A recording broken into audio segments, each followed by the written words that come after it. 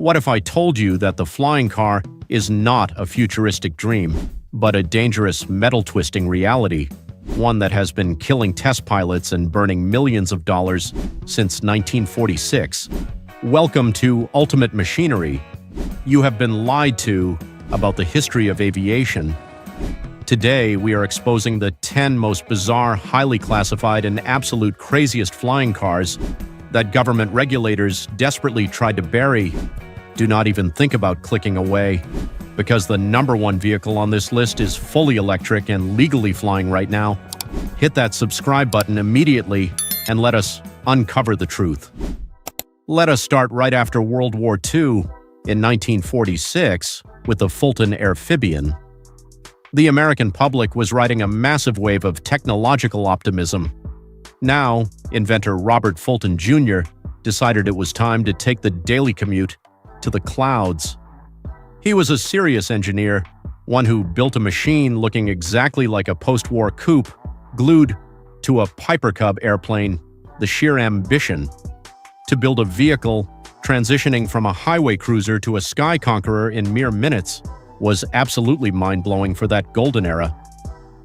Underneath its shiny aluminum skin, the amphibian was powered by a naturally aspirated 150 horsepower, 6-cylinder air-cooled engine. That rugged powerhouse was responsible for both spinning the 3-bladed propeller and driving the rear wheels. Fulton engineered a remarkable independent suspension system to handle the brutal heavy impacts of rough airstrip landings while still providing a comfortable ride on the pavement. To transition, the pilot unlocked heavy-duty mechanical latches, detached the entire rear fuselage and wings, left them sitting at the airport, and drove the cabin away. Look at this. Here is where we must talk about the brutal cost of failure. Despite making aviation history by becoming the very first flying car certified by the Civil Aeronautics Administration, the amphibian was a total financial black hole. Fulton burned through his massive development budget trying to perfect those heavy mechanical linkages. Without reliable financial backing to mass-produce this 3,000-pound machine, the company collapsed. It was an engineering triumph, but a commercial disaster. If you think bolting wings to a car is wild, wait until 1949. Enter the Taylor Aerocar of 1949. Moulton Taylor looked at Fulton's design and found a fatal flaw. Absolute. If you leave your wings at the airport, what happens if you drive to a different town and want to fly home? His solution was absolute engineering genius. The Aerocar did not just leave its flight components behind, it folded its wings backward, allowing the car to literally tow its own tail section on a built-in trailer. Visually, the cabin was no bigger than a standard 1949 Ford coupe. The beating heart of the Aerocar was a 143 horsepower Lycoming 0320 engine. Lycoming is legendary in the aviation world for bulletproof reliability, and Taylor smartly mounted it over the rear wheels. He designed a highly sophisticated transmission, routing power to the front-wheel drive system for the road, or engaging a long drive shaft running to a pusher propeller at the extreme rear. Imagine the sheer mechanical complexity of aligning a spinning drive shaft perfectly every single time you reattach that massive tail section to the car. Pop culture absolutely loved it. It was heavily featured in magazines, television shows, and even captured the attention of Hollywood elites, yet only 6 were ever fully built. The heavy mechanisms required to make it street legal made it a sluggish 2,100-pound car and a severely underpowered airplane cruising at barely 100 miles per hour. At nearly $25,000, the equivalent of buying a fleet of brand-new Cadillacs, it was simply too expensive. But hey, our next machine looks like a lawnmower designed by absolute madmen. Fast forward to 1954, and we get the Delaconer HZ-1 Aerocycle. Forget folding wings, and completely forget enclosed cabins. The United States Army desperately wanted a personal reconnaissance vehicle that any standard foot soldier could learn to fly in 20 short minutes.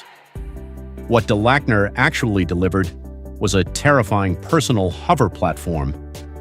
It quickly earned the horrific nickname of the meat grinder. I want you to ask yourself, would you willingly strap yourself to a tiny metal platform hovering above two massive razor-sharp spinning blades? To get this aluminum death trap off the ground, de Lackner utilized a Mercury Marine 43 horsepower outboard boat motor. Yes, they used a boat motor.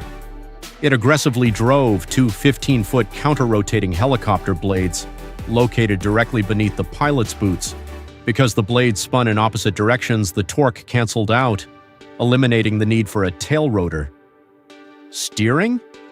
There was absolutely no steering wheel at all. The pilot literally had to use their body weight, leaning over those spinning blades like a suicidal surfer to change direction in the air. The overall pilot experience was pure, unfiltered nightmare fuel. Test pilots reported violent shaking, deafening noise, and the constant terrifying realization that one slip meant instantly losing a leg. The Army quickly realized putting untrained infantrymen on top of flying food processors weighing over 200 pounds was a terrible and disastrous idea. After a couple of catastrophic crashes, where the counter-rotating blades flexed and violently smashed into each other, the project was completely abandoned. The military decided they wanted something safer, perhaps something looking like a flying saucer. Welcome to 1959, the absolute peak of the Cold War, and the birthplace of the Avro Canada VZ9 Aerocar. The U.S. military enthusiastically threw millions of dollars at Canadian engineers to build a legitimate supersonic flying saucer. They desperately wanted a vertical takeoff and landing tactical fighter, one that could hug the ground below enemy radar or shoot up into the stratosphere at high speeds. What they actually got was a spectacularly expensive aluminum-skinned UFO, one that severely struggled to clear a simple wooden picket fence. The internal mechanics behind the Aerocar were staggeringly complex and extremely loud. It housed three Continental J69 turbojet engines, exactly the same screaming power plants used in early military trainer jets. These massive jets did not provide forward thrust. Instead, they blasted exhaust inward to spin a massive central fan.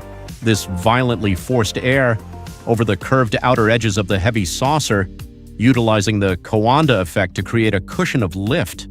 You can practically hear it, the deafening, earth-shattering roar of three jets trying to lift 5,000 pounds. However, here is the gritty, harsh reality of the Aerocar. It was an absolute aerodynamic disaster in the air. While it looked incredibly futuristic, it flew like a drunken hovercraft. The exact moment it got more than 3 feet off the ground, the aerodynamic cushion completely broke down, causing the machine to pitch and violently buck out of control. The military poured over $10 million into this failed project before finally canceling it in 1961. Speaking of failing hovercrafts, let us talk about one meant for your driveway.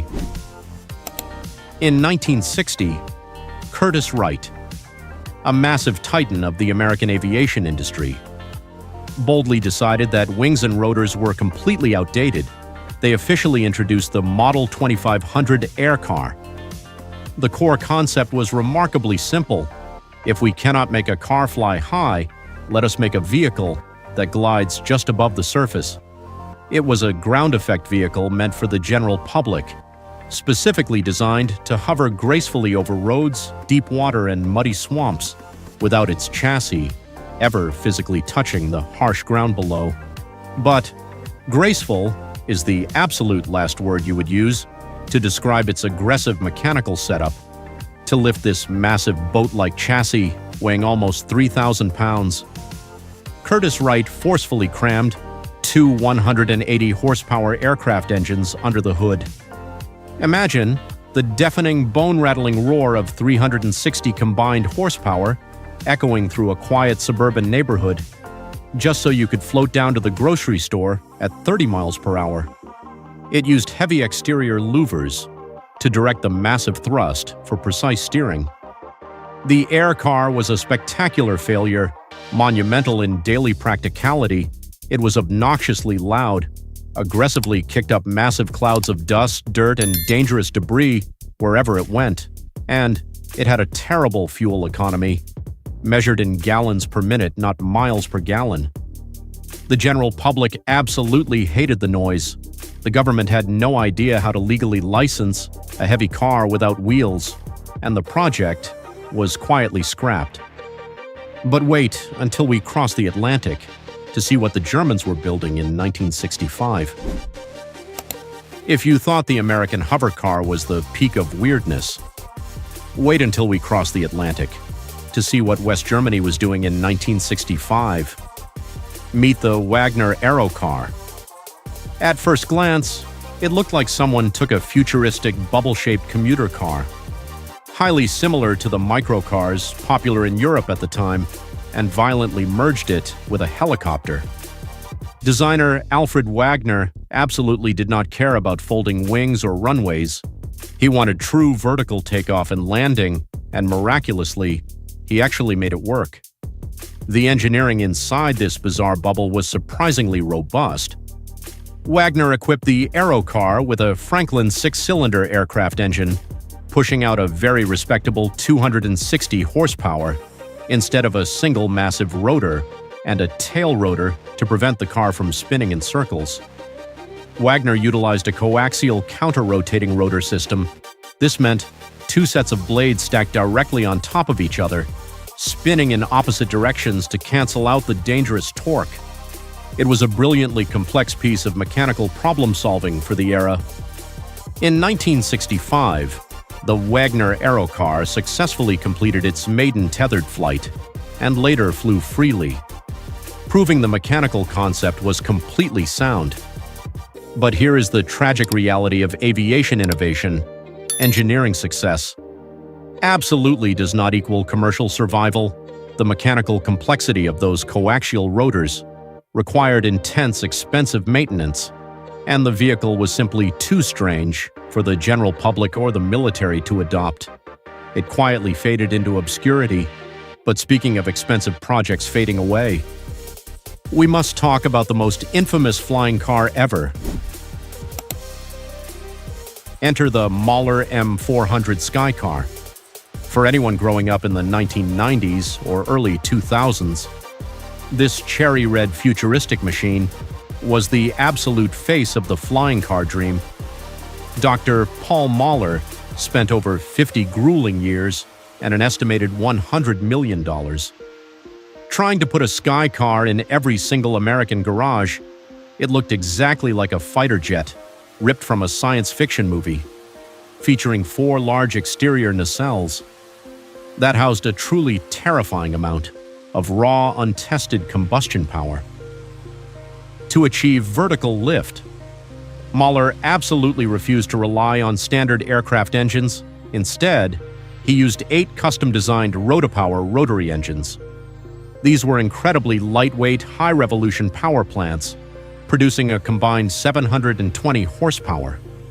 The core idea was safety through redundancy if 1 or 2 engines suddenly failed. The onboard computers would rapidly adjust the thrust vectoring, preventing you from dropping out of the sky like a rock. On paper, it was supposed to cruise at over 300 miles per hour on standard ethanol fuel. Now, let us talk about the brutal cost of failure and the ultimate reality check. Despite decades of magazine covers, incredibly bold promises, and millions of investor dollars, the Mahler Sky Car never achieved a single untethered free-flying test. Every single piece of footage you see of it hovering gracefully in the air features a heavy safety crane wire holding it firmly from above. The Federal Aviation Administration's strict regulations, combined with the insurmountable stability issues, turned the Sky Car into the world's most expensive lawn ornament. Sometimes, physics always wins. That harsh realization brings us to 2009 and the Terrafugia transition, after the spectacular vertical takeoff failures of the past.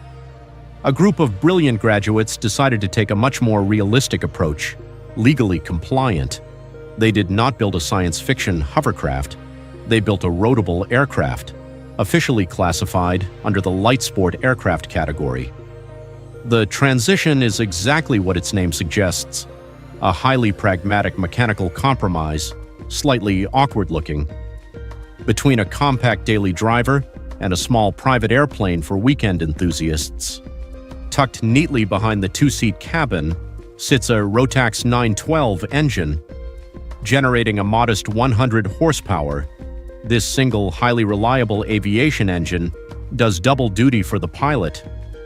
On the highway, it smartly sends power to the rear wheels via a continuously variable transmission, allowing you to cruise safely at normal highway speeds. But once you pull up to a local airstrip, you simply press a button and electromechanical actuators unfold the large wings in just under 60 seconds. The power then routes to a pusher propeller. While the Terrafugia transition actually flew successfully, worked mechanically, and passed numerous strict automotive crash test safety standards, it quickly fell victim to the endless purgatory of 21st century government regulations. It became a terribly mediocre airplane and a heavy, mediocre car, suffering greatly from the added weight of required crash structures and heavy airbags. The classic dream of taking off directly from your suburban driveway was officially dead. You still had to wait in line at a local airstrip. But what if waiting in line looked really cool? In 2023, the Samson Switchblade hit the tarmac, bringing an aggressive high-performance edge back to the flying car market.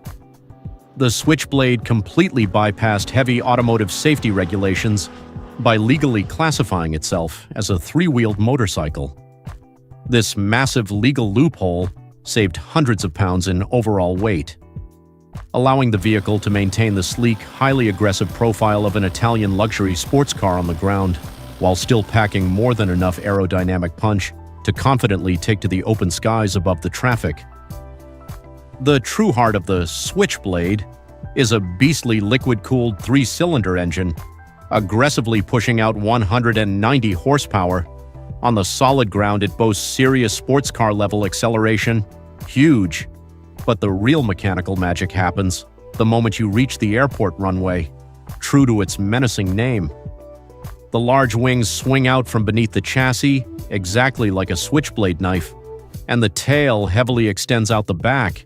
It fully transforms from a street-legal trike into a high-performance aircraft, capable of cruising at 160 miles per hour. In late 2023, the Switchblade successfully completed its maiden flight in Washington state, proving beyond a doubt that the concept is alive and well. But as impressive as the 190 horsepower engine and the folding wings are, you are still actively burning gasoline, and you are still tightly tethered to a traditional runway. If we want to realize the true original dream, truly, of lifting straight up out of a miserable traffic jam, we absolutely have to ditch the gasoline entirely. That brings us to the absolute bleeding edge of modern reality, the Aleph Model A, first unveiled, and granted a special airworthiness certificate in 2023. The Model A looks exactly like it drove straight out of a cyberpunk video game. It is a fully electric car, street legal. That requires absolutely zero runway space to operate. There are no heavy folding wings, no screaming jet exhaust, and definitely no massive helicopter blades threatening to chop your head off during your peaceful morning commute. The engineering hidden behind the Model A is a true masterpiece of modern electric vehicle technology. The entire top of the car is essentially a hollow mesh structure, highly aerodynamic. Hidden quietly inside this porous body are 8 independent electric propellers when you encounter gridlock traffic. The propellers rapidly spin up, lifting the 2,000-pound car vertically into the air. Massive. But here is where it gets completely insane. Once in the air, the entire outer chassis of the car heavily tilts 90 degrees forward to act as a wing. How does the pilot survive that violent rotation? The two-seat inner cabin is completely gimbaled, meaning it stays perfectly level and upright while the rest of the car physically rotates around you. It has an estimated driving range of 200 miles and a flight range of 110 miles. The Aleph Model A is the ultimate bridge between the nostalgic impossible dreams of 1946 and the electric vertical takeoff reality of the future. Human ingenuity absolutely refuses to let the flying car dream die. So, from the bolt-on wings of the Fulton Amphibian to the gimbaled electric mesh of the Aleph Model A, which of these insane machines would you actually dare to pilot? Let me know your top pick down in the comments below. If you love digging into the raw mechanics and wild history of the world's most incredible machines, make sure you aggressively smash that subscribe button. Thanks for watching Ultimate Machinery, and we will definitely see you in the next one.